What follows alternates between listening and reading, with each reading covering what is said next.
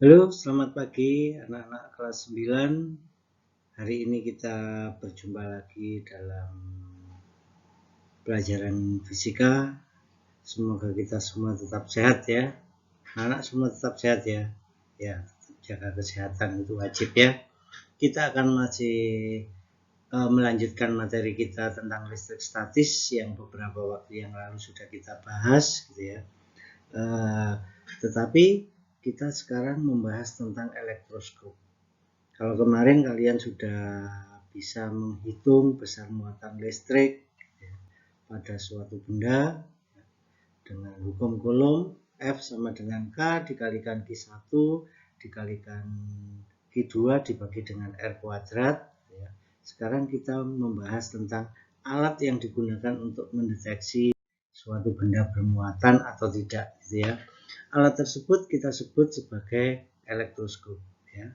Bentuknya seperti ini. Jadi elektroskop itu alat yang digunakan untuk mengetahui suatu benda itu bermuatan listrik atau tidak. Di sini ada kepalanya, ada kepala elektroskop, kemudian di sini ada kakinya gitu ya. Nah, caranya bagaimana? Caranya kita mendekatkan suatu benda ke kepala elektroskop di sini. Apabila nanti kakinya ini terbuka, berarti benda tersebut bermuatan. Seperti itu ya. Oke. Berikutnya menentukan suatu benda itu bermuatan atau tidak. Jadi gini, untuk mengetahui suatu benda itu bermuatan listrik atau tidak, kita bisa mendekatkan benda ke kepala elektroskop ini. Misalkan di sini ada suatu benda yang didekatkan di sini. Nah, benda itu misalkan bermuatan negatif. Jika benda itu bermuatan negatif, maka elektron-elektron yang ada di sini akan ditolak, sehingga elektronnya akan turun. Ingat, yang bergerak atau yang berpindah itu adalah elektron. Beberapa waktu yang lalu kita sudah membahasnya ya. Yang bisa berpindah adalah elektron. Jika ada suatu benda yang didekatkan di kepala elektroskop, maka bila benda tersebut bermuatan negatif, maka elektron-elektron yang berada di kepala elektroskop ini akan ditolak. Dia akan menghindar, sehingga elektronnya ini akan turun ke kaki elektroskop. Nah, karena elektronnya berkumpul di sini, maka kaki elektroskop ini akan bermuatan negatif. Nah, karena bermuatan negatif, maka dia akan saling tolak-menolak. Maka kaki elektroskopnya ini akan terbuka. Seperti itu. Ya, itu untuk menentukan suatu benda bermuatan atau tidak. Kita letakkan di kepala elektroskop. Jika bendanya bermuatan positif, bagaimana? Karena bendanya ini bermuatan positif, dan di awal tadi sudah kita sepakat bahwa yang berpindah elektron, maka bukan berarti protonnya di sini yang turun, tidak, gitu ya. Jika benda bermuatan positif didekatkan di kepala elektroskop, maka elektron-elektron yang di bawah ini akan naik untuk membuat kondisi stabil di sini, ya. Jadi membuat stabil di kepala elektroskop. Elektron-elektronnya ini akan naik. Seperti itu. Sehingga kaki elektroskop ini akan bermuatan positif. Nah, karena di sini bermuatan positif, maka kakinya juga akan tolak-menolak. Seperti itu. Nah, menentukan jenis muatan listrik suatu benda. Jenis muatan listrik suatu benda dapat ditentukan dengan cara mendekatkan benda tersebut ke kepala elektroskop seperti tadi. Tetapi syaratnya apa? Syaratnya elektroskopnya harus diberi muatan dulu. Kakinya harus terbuka. Kakinya ini, kaki elektroskopnya terbuka, di situ diberi muatan apa dulu? Misalkan elektroskopnya dibuat bermuatan negatif. Jika elektroskopnya dibuat bermuatan negatif, kemudian kita dekatkan suatu benda, dan benda ini saat mendekat ke kepala elektroskop menyebabkan kaki-kaki elektroskopnya semakin membuka, semakin lebar, ya. Suatu benda didekatkan ke kepala elektroskop dan kakinya ini membuka semakin lebar. Tadi kita sepakat bahwa elektroskopnya ini diberi muatan negatif. Maka benda tersebut artinya bermuatan negatif. Mengapa? Karena elektronnya semakin banyak yang turun. Seperti itu. Ya, gambarannya seperti itu penggunaan elektroskopnya. Sebetulnya di laboratorium kita mempunyai elektroskop banyak sekali. Nanti kalau kita sudah pembelajaran normal, pasti Pak Jujun tunjukkan elektroskopnya dan cara untuk mengetahui suatu benda bermuatan atau tidak. Seperti itu ya. Nah, berikutnya distribusi muatan listrik pada konduktor berongga. Konduktor berongga misalkan di sini ada sebuah mangkok gitu ya. Mangkok yang terbuat dari konduktor ya. Bisa terbuat dari tembaga, aluminium, besi atau apapun, pokoknya konduktor gitu ya. Muatan listrik pada konduktor berongga hanya terdistribusi atau muatannya itu hanya berada pada permukaan luarnya saja. Sedangkan permukaan dalamnya tidak. Di sini nol, gitu ya. Hanya terdistribusi di luarnya saja muatan listriknya. Jika bola berongga seperti itu. Kemudian konduktor bola berongga. Bagaimana konduktor bola berongga? Sama. Untuk konduktor bola berongga di dalamnya berarti berisi udara ya. Muatan listriknya menyebar merata pada permukaan luarnya ini saja. Di dalamnya itu 0. Ya, E-nya sama dengan 0 di sini.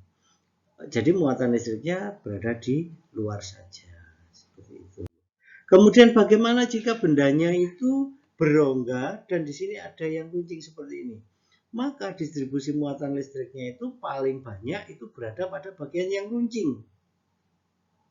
Pada bagian yang runcing inilah muatan listrik banyak berkumpul di situ.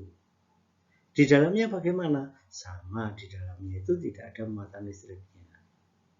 Hanya terdistribusi pada bagian luar yang memiliki kelengkungan paling tajam, itu paling banyak muatan listriknya. Nah, berikutnya generator Van de Graaff. Di sini sekolah sebetulnya juga sudah ada, di laboratorium sudah ada, sayang sekali kita tidak bisa praktikum, tidak bisa Pak Jujun tunjukkan, gitu ya. Minggu depan Pak Jujun coba akan tunjukkan dengan videonya bagaimana itu generator Van de Graaff gitu ya. Sekarang Pak Jujun jelaskan dulu. Minggu depan Pak Jujun berikan videonya generator Van de Graaff itu bagaimana gitu ya. Nah, generator Van de Graaff itu adalah generator yang menghasilkan muatan listrik statis yang sangat besar. Jadi alat yang menghasilkan listrik statis sangat besar. Itu generator Van de Graaff. Di sini ada bola berongga, kemudian di sini ada karet atau apa ya, sabuk karet.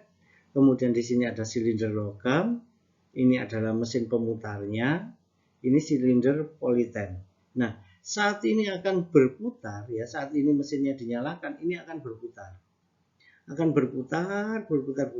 Saat berputar ini kita ketahui bahwa tadi kalau untuk konduktor bola berongga di dalamnya ini kan muatannya tidak ada. Sehingga elektronnya di sini akan mengadakan loncatan. Dan elektronnya itu akan terkumpul di permukaan luar ini. Mungkin anak-anak pernah melihat atau pernah bermain-main dengan generator Van de Graaff. Saat kalian mungkin di Jatim Park atau di Trans Studio, di situ ada bola yang kalau kita pegang, tangan kita pegang bola, taruh di atas bola tersebut, rambut kita itu akan terbang-terbang. Tentu yang cewek yang rambutnya panjang ya, kalau kita cowok tidak akan terasa gitu ya. Yang rambutnya panjang cewek itu akan terbang-terbang gitu ya. Nah, itu bukan karena sakti, itu karena generator Van de Graaff ini. Mengapa kok bisa? Saat kita menyentuhkan tangan kita di atas permukaan bola berongga ini gitu ya, maka tubuh kita akan bermuatan negatif. Mengapa? Karena elektronnya berkumpul di sini. Kita pegang otomatis elektronnya mengalir ke tubuh kita, termasuk ke rambut-rambut kita. Nah, karena rambut kita bermuatan negatif, minggu yang lalu kita membahas bahwa muatan yang sejenis kan tolak-menolak ya. Muatan yang sejenis akan tolak-menolak. Nah, rambut-rambut kita ini itu bermuatan negatif. Rambut satu dengan satunya bermuatan negatif. Karena bermuatan negatif, maka dia akan saling menolak. Sehingga rambutnya akan berterbangan. Akan naik gitu ya. Seperti itu. Pernah tahu melihat paling tidak ya di video di YouTube atau di televisi ada peristiwa seperti itu ya. Oke. Nah, berikutnya terjadinya petir. Jadi gini, petir itu terjadi karena lompatan elektron-elektron dari awan bermuatan negatif ke bumi yang bermuatan positif. Jadi terjadinya petir itu karena adanya loncatan elektron-elektron yang banyak sekali. Nah, karena elektronnya meloncat dan berjubel-jubel ya, banyak sekali kan ya, maka akan timbul percikan api. Seperti itu. Jadi itu terjadinya petir. Nah, di rumah kita biasanya kan ada penangkal petir, atau di gedung yang tinggi itu pasti ada penangkal petir. Nah, penangkal petir ini dibuat tujuannya untuk apa? Jika ada petir yang menyambar, ya, maka elektron-elektron itu akan mengenai penangkal petir, karena penangkal petirnya pasti lebih tinggi daripada gedungnya ya. Mengenai penangkal petirnya, kemudian dari penangkal petir ini akan dialirkan ke bumi. Ini akan dialirkan ke bumi, sehingga elektronnya diserap oleh bumi. Seperti itu. Dan gedungnya tidak rusak, tidak kena petir gitu ya. Mengapa? Karena elektron-elektron ini, loncatan elektron ini akan mengalir ke bumi. Itu peristiwa terjadinya petir dan cara untuk menanggulangi biar rumah atau gedung atau bangunan yang kita punya tidak kena petir. Seperti itu. Nah, kemudian bahaya listrik statis. Kalau mungkin kalian pernah melihat ada truk tangki pengangkut bahan bakar, ya, mengangkut bahan bakar, entah itu premium, pertalite atau pertamax, ya, punyanya Pertamina itu ya. Truk tangki itu pasti dipasang rantai pada bagian bawahnya. Pada bagian bawah mobil pasti ada rantainya. Nah, maksudnya apa? Di sini rantai tersebut dimaksudkan agar listrik statis yang timbul karena gesekan bannya kan berputar. Bannya itu kan seperti berputar di bola berongga toh, ya, tempatnya bannya itu ya. Bannya berputar ya. Kalau ini jalan terus, maka di situ akan ada terkumpul muatan listrik.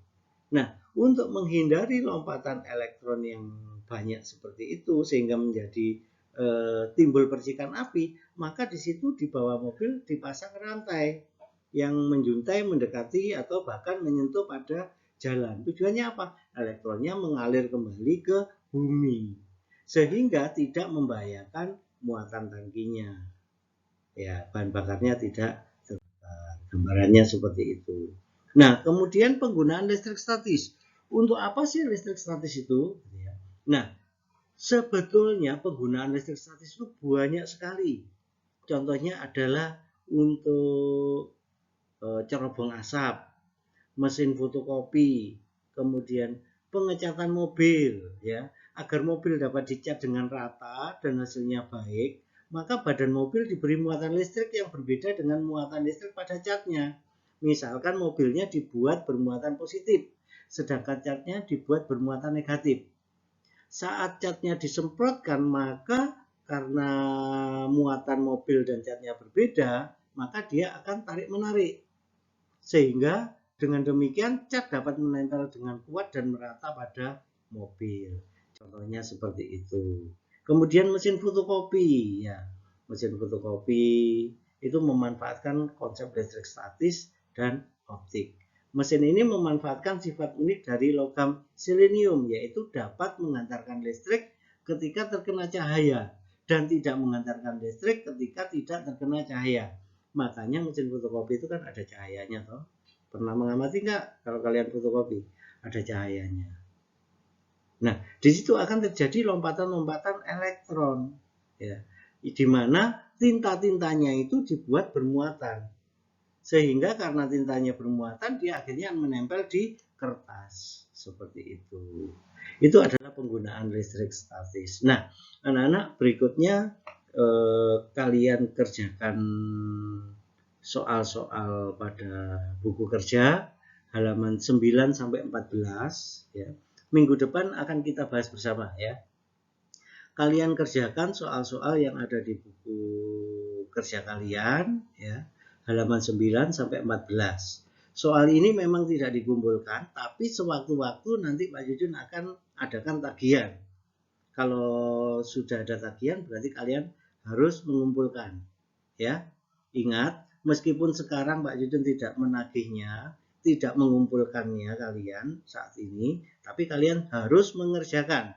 Mengapa? Karena sewaktu-waktu nanti Pak Jujun akan minta anak-anak soal-soal buku kerja halaman 9 dan 14 yang sudah kalian kerjakan dikumpulkan. Maka kalian harus mengumpulkan dan waktunya akan terbatas. Ya, jadi meskipun nggak dikumpulkan, kalian tetap mengerjakan. Oke? Berikutnya kalian bisa mengerjakan soal-soal tersebut Minggu depan akan kita bahas bersama. Apa yang tidak kalian ketahui, apa yang tidak kalian mengerti, nanti Pak Jujun jelaskan ya pada pertemuan kita berikutnya. Oke, demikian anak-anak untuk pertemuan kita kali ini.